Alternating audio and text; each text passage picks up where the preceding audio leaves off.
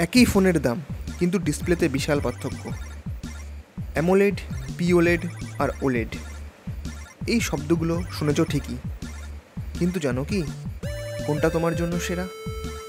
আজ 1 মিনিটে সব ক্লিয়ার। প্রথমে আসি ওলেডে।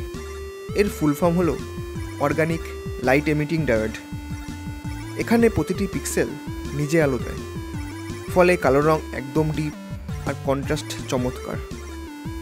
কিন্তু রিফ্রেশ রেট আর টাচ রেসপন্স অ্যামোলেডের তুলনায় একটু স্লো। বেশি বড় ডিসপ্লেতে আবার কাজের, যেমন টিভি বা বাজেট ফোন। এবার আসি অ্যামোলেডে। অ্যাক্টিভ ম্যাট্রিক্স ওলেড, যার মানে টাচ রেসপন্স আর রিফ্রেশ রেট একদম স্মুথ। তাই আজকাল প্রায় সব ফ্ল্যাগশিপ ফোনেই অ্যামোলেডের ডিসপ্লে থাকে।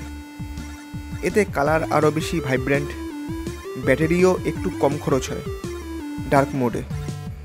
গেমিং, ভিডিও, স্ক্রলিং সব কিছুতে এক নম্বর। এবার পিওলেড মানে প্লাস্টিক ওলেড। এখানে গ্লাসের বদলে প্লাস্টিক সাবস্ট্রেট ব্যবহার করা হয়। এর মানে ডিসপ্লে সহজে বাঁকানো যায়, ভাঙার সম্ভাবনা কম, আর ফোল্ডেবল বা কার্ভ ফোনে খুবই জনপ্রিয়। মোটোরোলা, এলজি, এমনকি কিছু স্যামসাং ফোল্ডেবল ফোনেও পিওলেড দেখা যায়। তো বাজেট বা টিভির জন্য ওলেড, স্মার্টফোন বা গেমিংয়ের জন্যে অ্যামোলেড, ফোল্ডেবল বা কার্ভ ডিসপ্লের জন্যে পিওলেড। ভুট ডিসপ্লে মানে খারাপ এক্সপিরিয়েন্স।